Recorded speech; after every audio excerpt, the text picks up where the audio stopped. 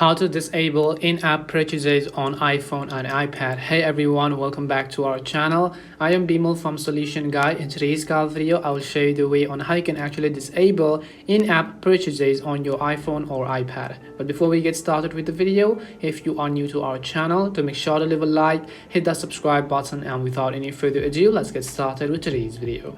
In-app purchases basically means that whenever you try to purchase an application from App Store, you want it to actually authenticate and require a password, or you just do not want it to allow it. Let's say you have a shared iPad with your family and your children mistakenly always purchase some apps. You want to disable that feature. Well, it is very simple. Now we're going to do it with the help of the feature called screen time. So all you have to do is open up settings on your iPhone or your iPad. The process on both iOS devices is pretty much the same.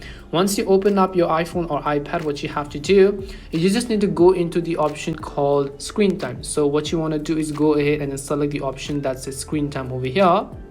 So once you select screen time, you'll see this kind of interface. All you have to do is first of all simply turn on screen time. So tap on the turn on screen time button at the top. You'll see this kind of pop-up. Go ahead and then select the continue button, and you can select is this your iPad or your child's iPad. In this case, I will simply select my iPad over here.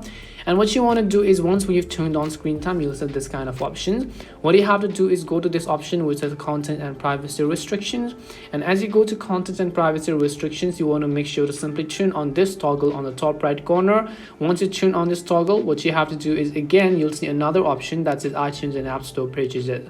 Select iTunes and App Store purchases, and you can see another option that says in-app purchases. So in order to disable in-app purchases on iPhone or iPad, we will select in-app purchases and we will select the option called don't allow. So what it says is that it is going to disable in-app purchases on your iOS device, and this is the way on how you can disable in-app purchases on iPhone or iPad. We hope the video was really helpful.